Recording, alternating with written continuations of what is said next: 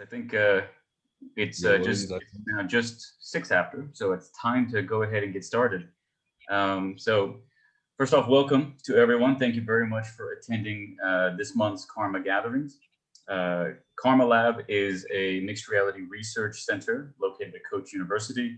And among the many use cases and many fields of creation that we study and we collaborate with and we support, film, cinema is one of those that's very near and dear to our hearts. So we are very happy and honored to welcome with us today a filmmaker, a documentary filmmaker, Joe Hunting, who's doing some really interesting and amazing things with VRChat, doing filming inside of virtual reality.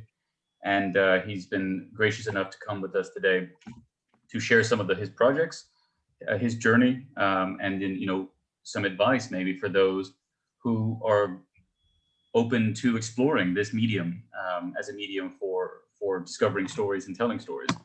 And so to help today, to be kind of our MC, we have Ali Hoja, who has a background in industrial design and film production, works for feature films, and himself is particularly interested in immersive storytelling and storytelling with virtual reality.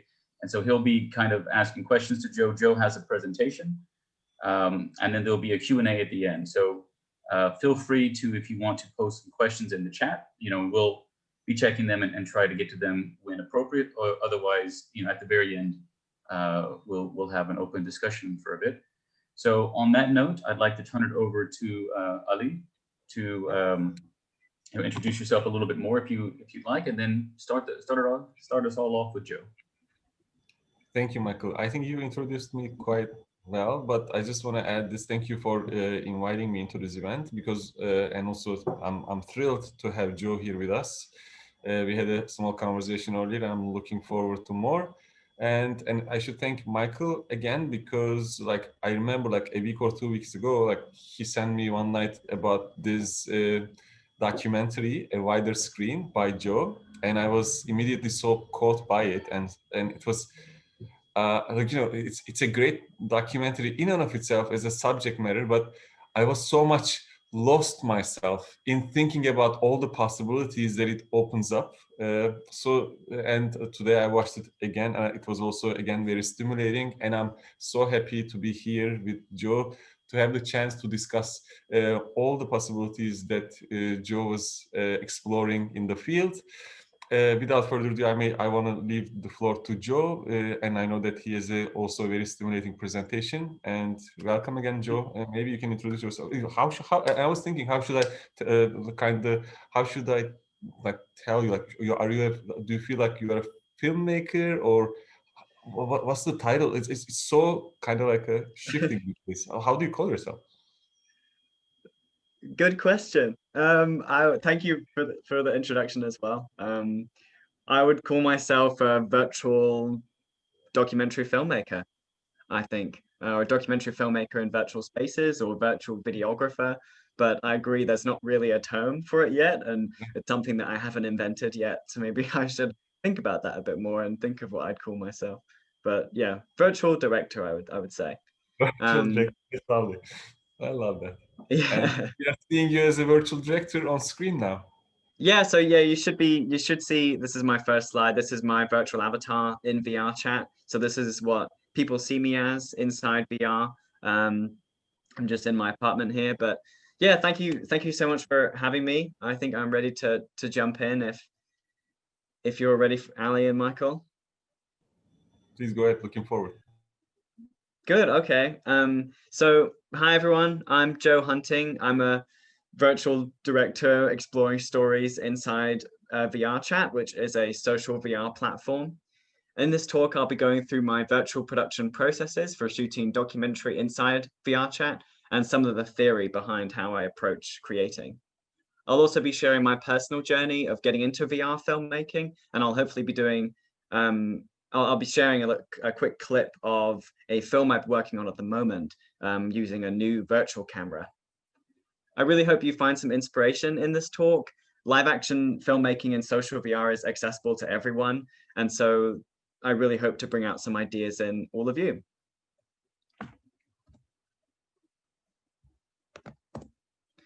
In the summer of 2018, I read this article about VRChat saving lives and supporting people overcoming poor mental health. And in it includes a handful of quotes and stories from VRChat users discussing their social experiences. And if you don't know VRChat, it is a social VR platform where people from all around the world can meet and hang out in virtual worlds. And all the worlds and avatars are created by the people and by the community. So everything you see, someone's made or they've taken it from something. It's all user generated. And reading this article really piqued my curiosity for how physically embodying a virtual space can affect the way we connect online, and how this could potentially be a rich environment for filmmaking because of all the different user-generated worlds. But before I get into my VR journey, I'd like to rewind a bit and just talk about where I was coming from as a filmmaker. Back in my teenage years, I was interested in documentary filmmaking and specifically travel photography. My early influences were an experimental art film inspired by works I'd seen on trips to the Tate Modern in London. I studied art and film at college, which is 2 years before university in the UK. And it was there I created a whole collection of very weird experimental documentaries I shot on my phone camera, which you can see here and on my DSLR.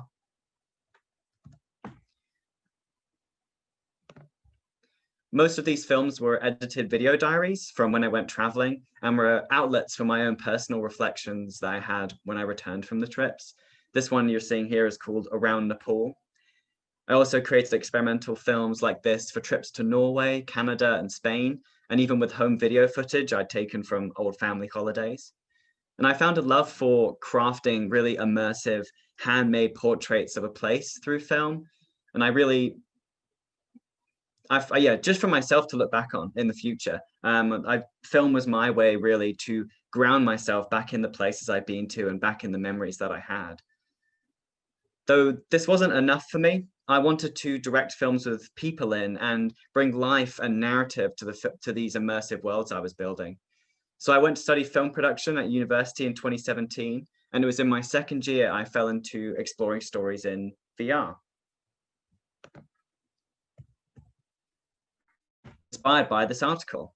I loved building immersive worlds in my films and was thirsty to tell stories about people. And so VRChat, a place where you can literally build your own world and go inside it, felt like an incredible space to explore that. I should also mention, outside of my film background, I'm a huge gamer as well and grew up playing massively multiplayer games like Guild Wars 2 and World of Warcraft, where I had a lot of online friends that I'd socialize with daily. So the stories I wanted to follow in VRChat about people finding friendships and relationships online, I felt really personally connected to. I immediately started interviewing people about their social experiences inside VRChat, just on my desktop PC. So at this point, I didn't have a headset. And all my expectations about social VR being a tangible place to be immersed in with other people and it profoundly affecting people's relationships and the way we connect was all happening, and it was all true. And my cinematic interests in documentary lit up seeing the various worlds and avatars, and it was so fun and so freeing, and the people I was meeting were all incredible, and it was from these first interviews that I couldn't stop filming. Through exploring and interviewing various different people for over 2 months, I stumbled into a few stories, which became my first short documentary, A Wider Screen. I created this film whilst working on another real-life documentary as part of my university film course, and all the theory and practices I was learning there, I directly applied to what I was making in VRChat. So this was my first experiment in applying real film theory I'd learned at university and approaching a VRChat story with my own personal cinematic and poetic lens. If you haven't seen it, A Wider Screen follows a few stories, but focuses largely on 2 Shiba dogs who fell for each other and were going through this very intense romantic period in VRChat, and they'd never met in real life. One of my biggest reflections about the making of A Wider Screen was using the community-made locations to help build tone and character. VRChat, as I said, is a user-generated platform, so there are thousands of worlds to visit. And additionally, these avatars, the dogs specifically, are created by them themselves. The scenes with the Shiba dogs largely all take place in the same beach hut world where they actually showed me, called Silent Beach. It's a really big world and has all these nice spots to sit and mingle by a campfire, on beach lounges, and in a bedroom. And it was kind of by accident I realized that these different spots in this world offered a subtle narrative to their story. So we had our initial chat by the campfire, and as the conversation progressed, we moved to the beach lounges, inside the beach hut, and finally onto the bed. So it felt like you'd spent an evening with these characters, and it being the same world with the same lighting, colors, and textures really helped give their story tone amongst all the other scenes in the film. VRChat worlds obviously differ a lot more in aesthetic compared to real life. You can visit hyper-realistic worlds, low poly worlds, or psychedelic worlds. So I think it's a really powerful tool to be aware of where you're filming your cast and how their avatars relate to the space you're in. Also on a wider screen, I interviewed Noah Robinson, whose avatar you can see here is a 3D scan of himself. And so to complement that, we filmed in a real museum that's 3D scanned and uploaded to VRChat, which I think worked really well. I successfully crowdfunded for distribution and music rights, and the film toured around festivals worldwide, which was an incredible experience for me, as I really wasn't sure how the film was going to be received. This is me after screening at the BFI in London after London Short Film Festival.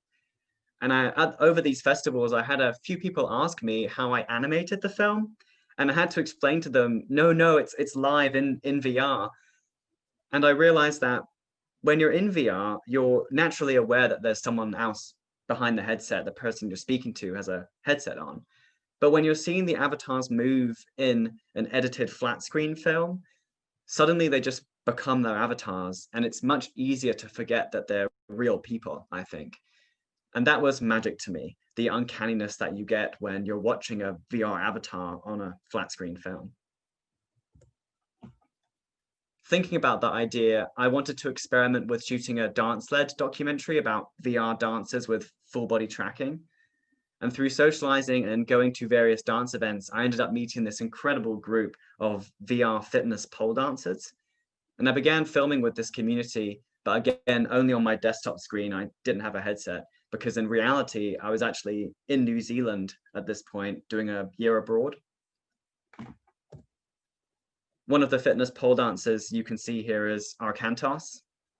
He introduced me to the bustling dance worlds of VRChat, one of which was Club Zodiac, and I ended up creating a short documentary about that community alongside the pole dance group. Club Zodiac is a dance club inside VRChat that hosts really spectacular shows with dancers in full body tracking. I got permission from Club Zodiac, the founder of Club Zodiac, Virgo, to interview the dancers and film the dance events. And this, surprisingly, although it was very free and accessible, was my most creatively challenging project. I was captivated by the talented people at the club, and I shot a huge amount of coverage. However, I couldn't quite grasp the narrative of the film. And I went through this creative frustration questioning why was making a wider screen so easy? That film basically found itself, but this one I can't visualize, even though the people and the stories were all amazing and all happening. When I made a wider screen, I was shooting my experience playing and exploring the platform with not really any planning or consideration for what the cut of the film will be until I got to editing. But for making Club Zodiac, I consciously tried to do that same thing, but ended up shifting the other way and trying to plan everything I was doing, forcing myself to understand what the edit will be whilst I was filming. And for me, that constant questioning of narrative and wanting very particular cuts unconsciously made me overthink it too much. I realized this whilst I was editing, and to find the Club Zodiac, to find the cut of Club Zodiac, I ended up just throwing the scenes on the timeline and not really considering anything. And that's actually how I found the film, just through playing and treating the premiere project like a messy canvas. And now every time I get pent up questioning what I'm doing, I always remind myself, to lean into play and have fun. I think filming in VR especially, you have to embrace play and fun in your creativity because the medium you're in really encourages that. Be inspired by the people in your story and collaborate with your cast. And shoot everything. Making Club Zodiac more than anything solidified the stories I was interested in telling and really inspired me to go further. After returning from New Zealand, I finished Club Zodiac and immediately got my first VR headset. After creating 2 films about VR and researching about its potential, stepping inside it for the first time, everything came to a flooding realization. I just said, wow, I'm in it. It was perfect timing that after I got my VR system running, Discover Film, who featured a wider screen at their London Short Film Festival, contacted me with a simple web series idea filmed entirely inside VRChat. And I was apprehensive about this at first because I wanted to continue my own personal work, but I was in my final year of film school and needed a job.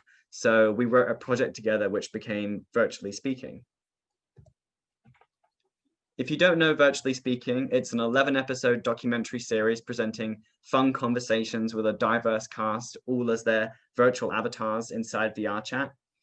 Each episode covers a different topic like animals or romance, and the show bounces between each cast member sharing their opinions. It's a heartfelt comedy series. We spent about 2 months developing the concept, creating a shooting plan, writing each episode topic, casting and finding initial locations. And we approached this project with the same pre-production principles as you'd approach a real-life production. The most important factor for me with this project was the casting, because we wanted a diverse group of voices who were all happy to discuss real-life topics. And I thought, to honestly get a diverse group of people, we should be pulling from a variety of different places. So I sent out this casting call on various different VRChat Discord channels, and I received around 30 responses in which I tried to interview everyone. And it was through this casting call I discovered Oliman and Cretesmo, who you can see on the left, and Lumi, and a few others. Some of the cast members I knew personally, like Poplapo, who I met whilst making a wider screen. She ran a great VR talk show inside VRChat, which I attended. Spork, I'd seen playing music at a gig inside VRChat, and after seeing her, I reached out to her. Then I also scouted in VRChat public worlds. In VRChat, you can have worlds for your friends, worlds privately where it's invite only, or you can go to public worlds. And one of my key focuses for a casting was to find friends who hung out in VR all the time, and public worlds became a really good space for me to find those friends and to find people who hung out in VR quite regularly. And it's where I found these two, Noah and Spencer, and they're the most dynamic, energetic couple of friends I'd ever met. And I'm so grateful that they were happy to be in the show. I was also constantly casting during production because I wanted to give each episode a unique voice alongside these core casts that you've seen. This was the first project I filmed entirely with myself in VR using the VRChat spawnable camera, which you can see in these making of stills with Poplapo. I was going through a dorky alien phase whilst I was making Virtually Speaking, as you can also see. You operate the camera with your hand controllers, and it gives you total freedom to compose your shots. The camera only has one lens and doesn't have any depth of field, but does allow you to shoot handheld with a Steadicam or even place the camera in a still position. For Virtually Speaking, each interview was a still composition. So here you can see I've stuck the camera in space and detached the monitor. So it's very easy to direct and shoot at the same time. The various buttons you can see on the monitor control the camera. The upper buttons on the buttons on the upper left, those are the ones that you use predominantly. They control the stability and positioning of the camera. The show really depended on its locations to add mood and character to each of the episodes. So each location suits the episode topic, like for Power and Fame, which you can actually see in the middle row on the left, I framed Noah and Spencer in the White House. for example, for the Power and Fame episode. I spent up to 2 hours most days whilst in production, world hopping across the thousands of user-created worlds, conducting test shoots ahead of every interview. Comparatively speaking to real life or even typical virtual production workflows where you have to build everything from scratch, the ability to jump around 5 different locations in minutes was hugely freeing and fun. It was rare that there wasn't a VRChat world for the composition I had in my head. Considering how the avatars interacted with the spaces was also really valuable, but I usually like to lean into play with this one, giving the cast freedom to find where they fit in the space. So I'd just give them the scene, and then they'd naturally sit or stand where they wanted to go. In regards to avatars, it was a 50-50 split from the ones that I helped dress and then the ones that they had personally. And it was really important to me that everyone felt literally comfortable in their skins. So we took a lot of time ahead of filming to find each of their individual looks for the show that suited their tone of voice and character. This was also to ensure that we could get the rights to each of the avatars as well. From the end of February to the beginning of June, I chatted with the cast in VR every day about various different topics, and they were all in different time zones, so I had to create an Excel spreadsheet to help manage that. Obviously, during that time, lockdown happened, and very quickly, making Virtually Speaking became my only social outlet, and I'm so grateful to have been able to continue working on this project and to continue speaking with the cast each week. Lockdown would have been very different without my weekly chats with all of them.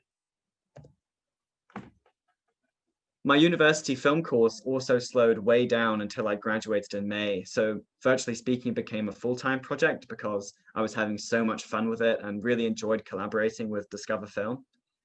Here's the trailer. You can see some of the scenes you saw previously in action. Now, I won't spend too much time talking about the edit, but I do want to shed some light on the sound design and the music. Firstly, VRChat recordings capture the spatialized audio. So the first thing to do with sound design is to convert it to mono and then to stereo. I wanted every scene to feel immersive and like the characters were naturally there. So instead of capturing the VRChat world sounds live, I only recorded the voices in VRChat and then built my own atmospheres from free sound libraries.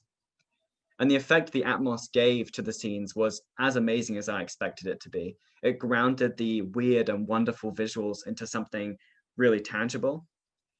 I created the basic atmospheres and effects in my Premiere timeline. And then when the cut was final, I passed it to a professional sound mixer who cleaned it up and added reverb to the cast's voices and added Foley as well, which had an awesome effect. I'm obsessed with subtlety, so this experiment of adding intricate sound design to scenes filmed inside VRChat was really inspiring to me. For the title music, I knew I wanted to collaborate with Spork of Love, who's also a cast member in the show. She has an incredible talent for improv and has a really warm tone that suited the show perfectly. We had a Discord call where we jammed out ideas and Spork improvised 2 incredible songs, which ended up being the final tracks of the show.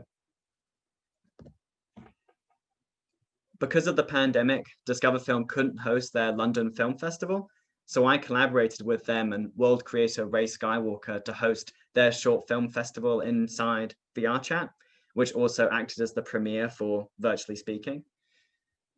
Making Virtually Speaking definitely pushed me out my comfort zone, as I wasn't sure what it was going to be in the early stages, and it was my first time editing something episodic and comedic. But now I'm on the other side, I realized it was exactly what I needed to push my directing and cinematography skills working inside VR physically with my cast. And now I'm always looking to experiment and push myself even further. Additionally, it confirmed to me that social VR can be a rich place to explore documentary and even fiction storytelling, especially in times like this. And I believe it has the potential to create a new media all filmed inside social VR.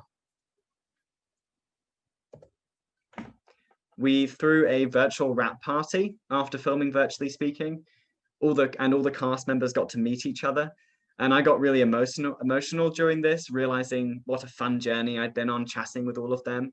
So here's some pictures of me at the wrap party and hugging all the cast members.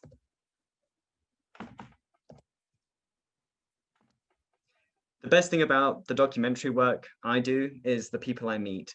If you love the people you're filming, you can't go wrong. Now, I'd like to finish off my presentation with a look at a new virtual camera that's in development by someone in the VRChat community.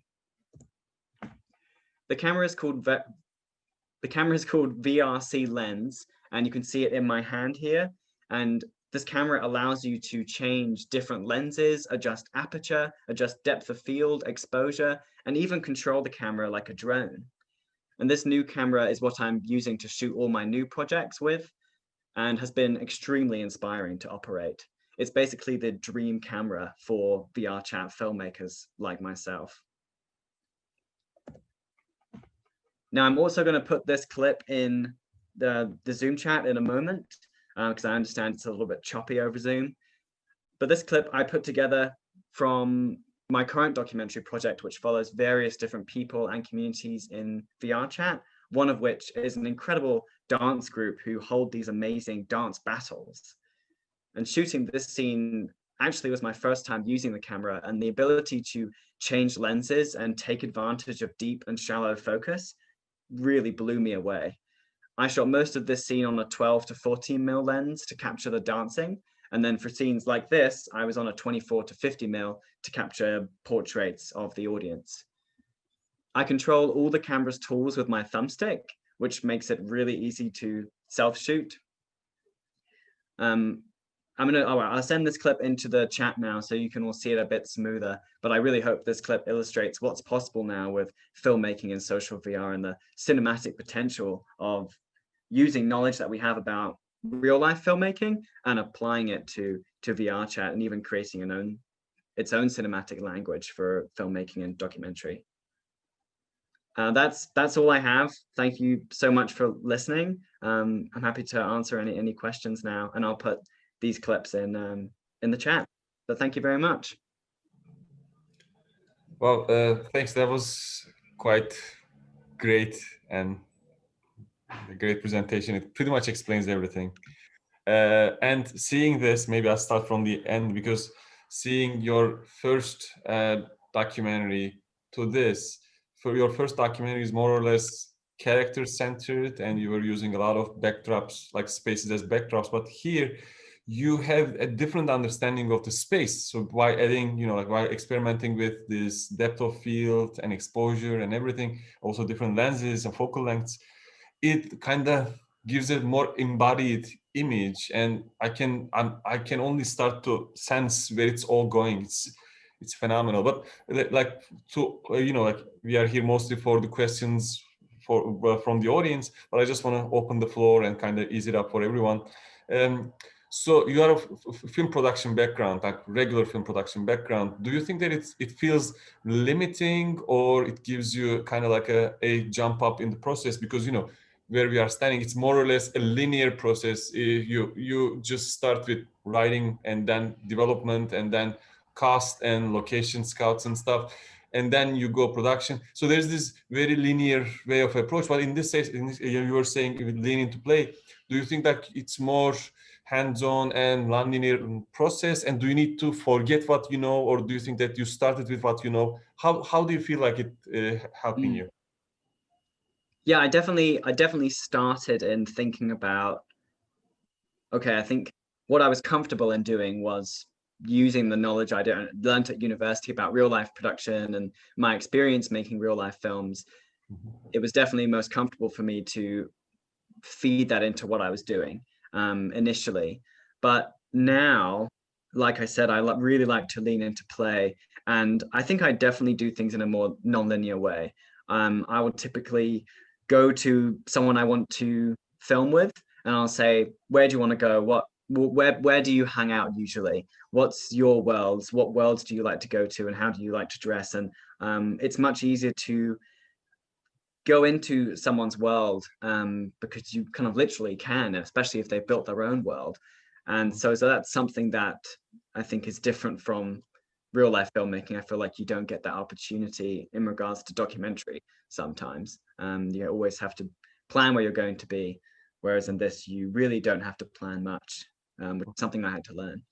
Yeah, and in filmmaking, in regular way of filmmaking, it's a very collaborative process among the team. Like, you know, but when I say team, it's, you know, you have DOPs, you have like gaffers and everyone. But right now, you are like one person show, but you have a different way of collaborating with your cast, and it is also like it feels like a 50-50 process with the cast. And how do you feel like where is direction standing in the whole scheme of things for you? You know, I guess that talking about teamwork is interesting because I self-shoot and I self-direct and I edit and I do everything myself. For Virtually Speaking, I did have the professional sound mixer who was incredible, and it was amazing working with him. And likewise, we had producers on the team from Discover Film. In regards to just the directing standpoint, working with the cast was I asked for their help, and I said to them, look, what questions are you interested in for this topic? And I would tell them the topic ahead of time and let them breathe about the topic, and I encourage them to give ideas and to talk about things that they found funny. And all my questions for Virtually Speaking were very open-ended, and so I think it's good to collaborate with your cast, definitely. For A Wider Screen and Club Zodiac, I definitely had more control over the questions I was asking, thinking more about the answers. But I think in terms of making, it's very individual to me. In terms of directing, it's much more collaborative. I think that's what I'm trying to say. I understand. One more question. Like, please jump in whenever you feel like it, dear audience. You know, from the classic perspective, you always think about the texture of the film, the thematic unity, along with the visual unity. And in that sense, your characters are so varied. And you were saying that you were like also aiming for this varied cast, both in looks and also probably in personalities. So how do you envision the big picture? You know, like how does it come as a unity to you? Like, right. Yeah, that's really important to me. That's something that I thought a lot about when making a wider screen as well. The overall tone and visual style of VRChat, really. And it is messy, and everyone's avatars are different visual styles, and the worlds are all different. And so I think naturally has a very fun, colorful, whimsical style to it. And that's something I really like to embrace and enjoy, and I like to reflect that in the sound design as well. So A Wider Screen, the music is quite experimental and poppy and bubbly and strange. For Virtually Speaking, I did try to give the avatars a bit more unity than the projects I'm working on now. So I was, as I said, I'd ask for them to dress in certain ways. So we found avatars that had a bit more symbiosis, especially with each other. So Noah and Spencer have the same art style, so they suit each other in the scenes. People called Ray and VRChan, for anyone who's seen the show, their avatars are very much similar as well. So although there's a very different and broad spectrum between all the avatars and the different worlds, each kind of little part of it, each individual scene feels natural and feels right, because everything in that is kind of a similar art style. Like if there's a hyper-realistic person, then I'll put them in a hyper-realistic setting, and then it will cut to low poly and everything's low poly. But yeah, I think overall you just have to embrace the messiness that you get with VRChat, and I personally I love that. yeah, well put. So here we have Murat Bilgincan. He has a question. Dear Murat, do you want to raise it yourself or shall I read it? However you prefer. Can you hear me, Ali? Yep, we can. Okay, so I can just read it out. Joe, thank you so much for this. I'm a more old school kind of guy, and this is truly eye-opening. So my question is about your target audience. Okay. So do you see yourself as a documentarian within the VR world, or do you see your role as, so to speak, a bridge between the VR world and the physical one we live in? I think both. Definitely, I realize that more now doing these talks. Before, I really was having fun and playing, and I mean, I still am. This is something I really do out of passion, and I find it so thrilling and engaging to meet all these different people from around the world. So I'm both someone in the VRChat community, just embracing everyone in that space and wanting to recognize everyone's talent and stories. But then also I've realized now that this is something that's going to be becoming more ingrained in everyone's public lives. And I think it is really important for non-VRChat users, non-VR users to understand this other world and other reality, because I think it will only grow. So I think I'm both a bridge to non-VR audiences and someone who wants to pay homage and enjoy and have fun with the VRChat community. Fantastic, thank you. It's great. I would like please jump in. I'll ask kind of like a question out of this. So as you were saying, this is kind of like it stands in this kind of bridging the gap thing, and because it's a documentary, it's a flat-ease documentary that the wider screen is, and the other ones are. So it is not a VR special experience, the documentary in itself. So therefore it means different to people. And how do you see it? Is it also can you also how do you feel it when it's also your final result is also a VR experience, or is it did you experience with that also?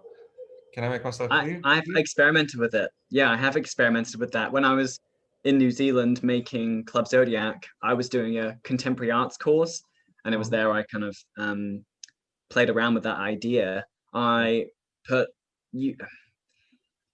never been able to accurately record in 360 in VR chat specifically. The technical capabilities with that, I think it is possible, but it's very messy, and I think you have to stitch things together.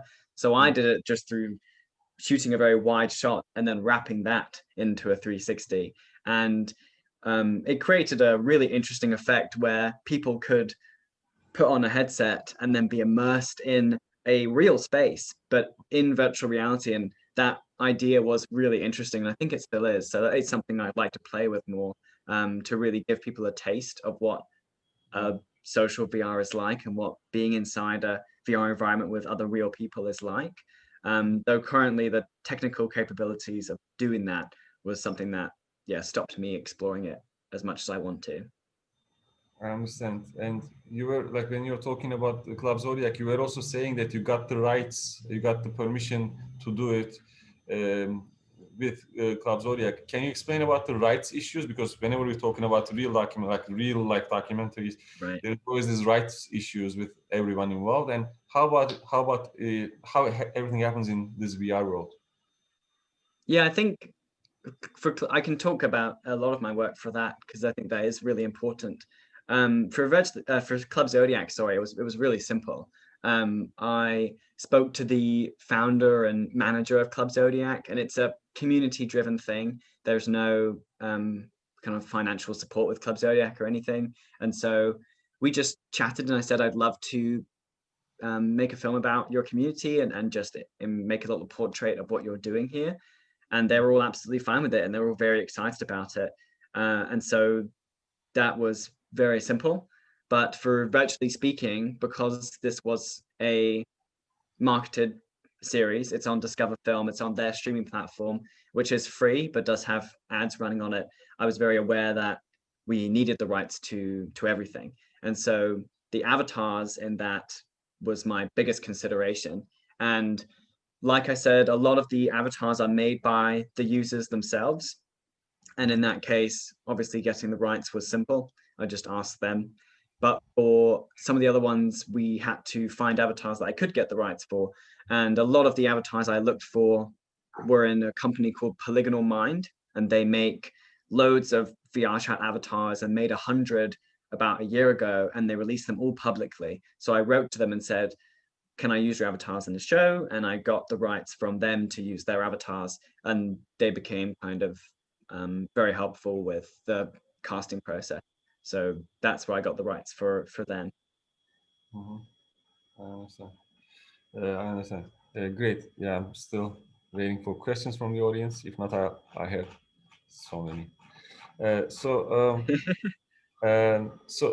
Regarding this, also usage of space.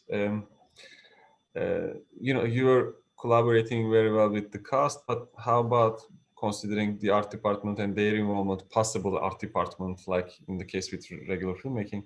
So do you think that you can also kind of partner or collaborate with art department to explore different possibilities, to kind of change the setting, or kind of develop your own, build your own worlds? And because how do you approach it? I know that you can build yourself, but do you also feel like collaborating on that? How do you feel like it?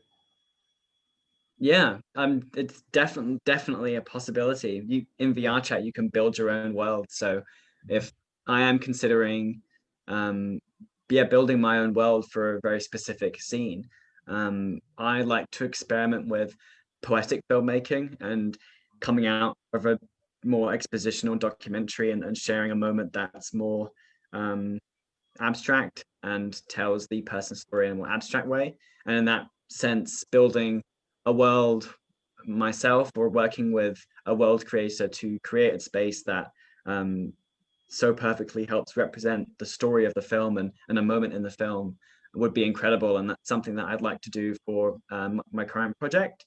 I haven't done that in the past. I haven't collaborated with world creators or avatar creators to bring out anything before, because I quite like the messiness and authenticity of going into all the different worlds and using different avatars and building quite a messy aesthetic.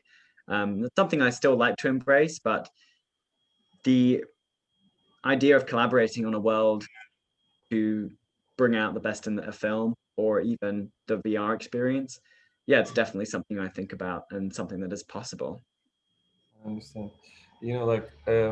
From continuation from an earlier question, when we first talked about your a wider screen piece, I was talking that it is kind of like a character-driven storytelling, and I was wondering how would it be to explore more about the special way of storytelling, and how can we explore the space in that sense. And when I watched it again today, a wider screen, I found a couple of moments, mostly the train rides, virtual train rides, where I felt like, aha, there are also some possibilities to explore a special way of exploring like a storytelling.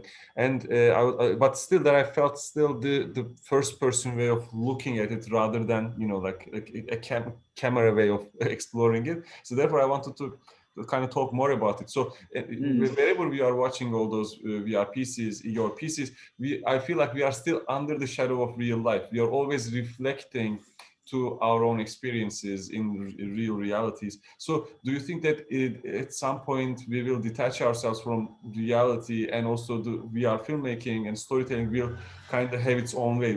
How do you feel like it as you're exploring more and more? Yeah, gosh, I don't think I can give a clear answer on that. But it's definitely something I think about as well. Yeah, VR films or films made in VR, sorry, have their own cinematic language. I definitely want to embrace environmental storytelling. The scene on the train was an experiment to me when I was making a wider screen. I thought, this is something that we see in real life, and I'd like to try it here.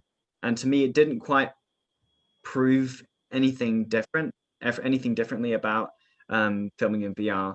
But now, working with this new camera, I think there is so much potential in building a cinematic language, building avatars that maybe are reoccurring and they don't fit the same people, or playing with that, or playing with worlds. There's a lot of potential for that. And I guess I haven't quite found it with editing yet. So far, I think I'm still in the shadow of real life. And I don't think that's bad. If anything, I think in terms of being the bridge to flashy audiences and real audiences, it's good to be aware of that. And I think that's just something I'm still experimenting with and finding. So I can't give a clear answer on that. No one But knows. No one I knows. agree. I think VR will have its own cinematic language, definitely. I'm just not sure what it will look like or be like yet. And we're finding it. Most definitely. So reflecting back to the real reality documentaries, and when I was watching it, I also maybe from coming from a from this way of the world, this from this region of the world, there are moments when you are a documentary filmmaker, you should also keep your cast under disguise. And I felt like using such avatars and a virtual avatars for a regular way of exploring in documentaries can have its own life. Like we were thinking about how real life affects the virtual way of storytelling. Do you think that virtual way of storytelling can implement itself into real world documentary storytelling? Yeah, yes. Yeah, that's really exciting to me. And that's something I want to help pioneer. I think that's a really fun way of doing it.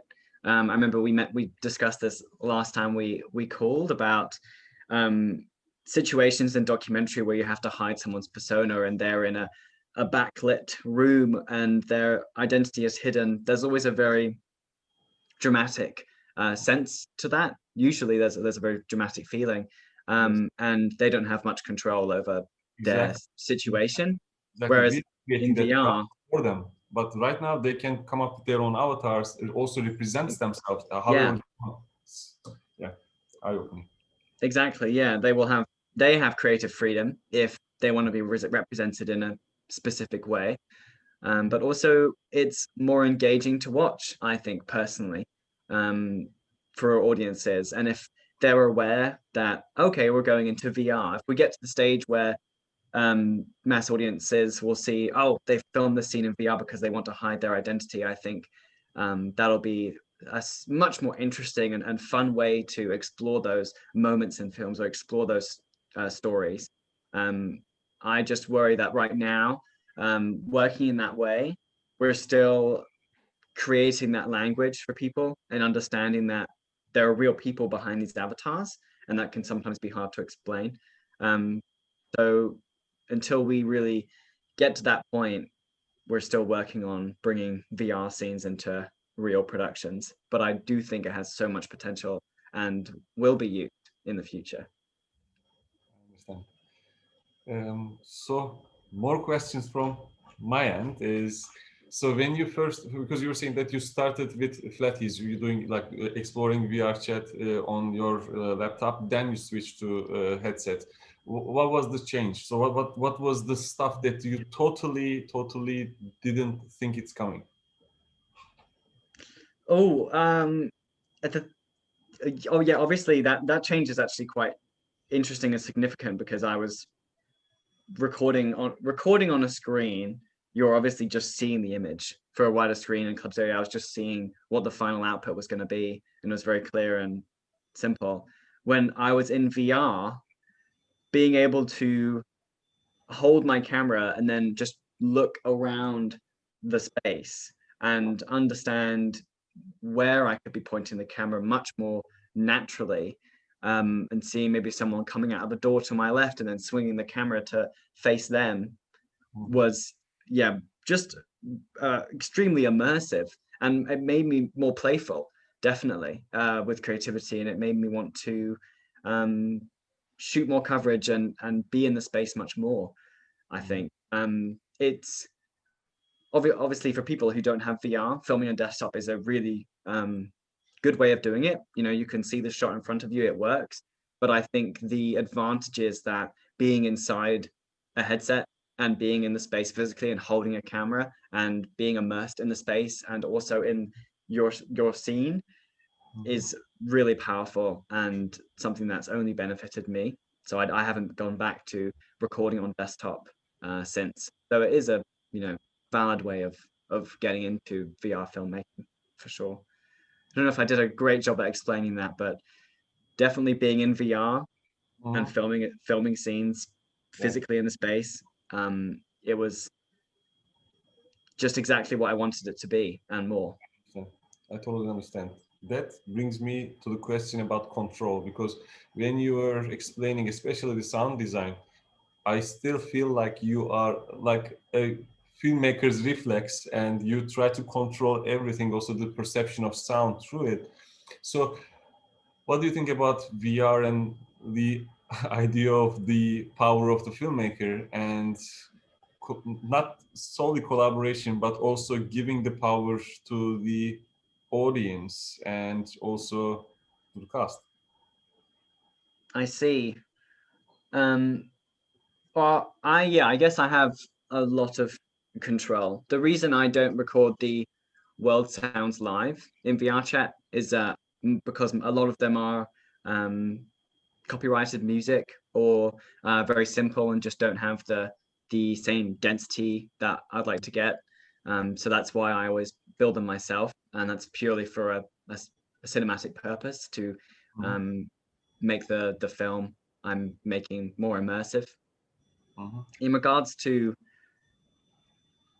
the editing, I guess it is really important to me to show the cast the film before they see it and to get their appreciation for it.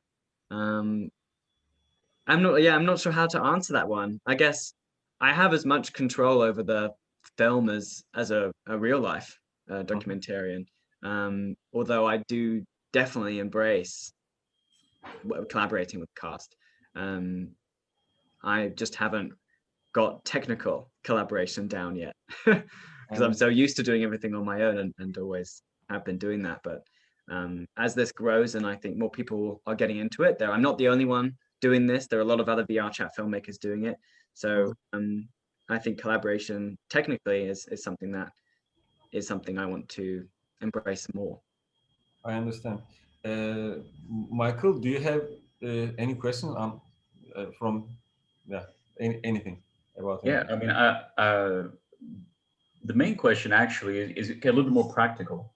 Joe, could you talk a bit about how you found that camera and how others could find the VRC lens that you're Oh working with? yes, yeah, yeah, I definitely can. And, Um, and on that note, for the audience, there, Joe shared two links. One link was the dance battle that he was showing as well, and you can see that with just better quality than Zoom allows for. But the other link was a demonstration of that camera and of the VR chat default camera, the new camera that they have.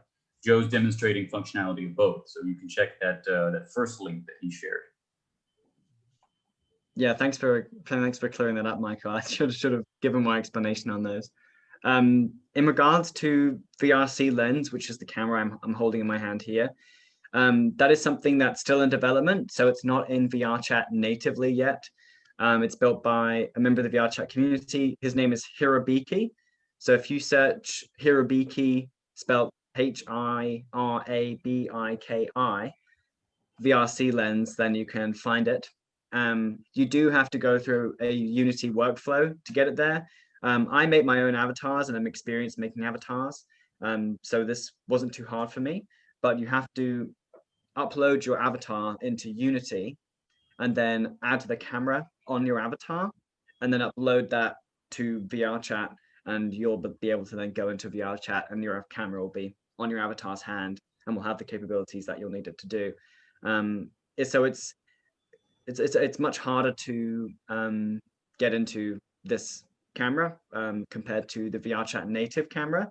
But if anyone needs help setting it up, please write, but also search Hirabiki VRC lens. He has a really good tutorial video on how to use it and how to implement it. Yeah, thanks, Joe. I mean, that's actually something I have the beginnings of a workshop forming in my mind Oh, for good. people who specifically do some VR chat style things, and this would be one of those possible examples to work with.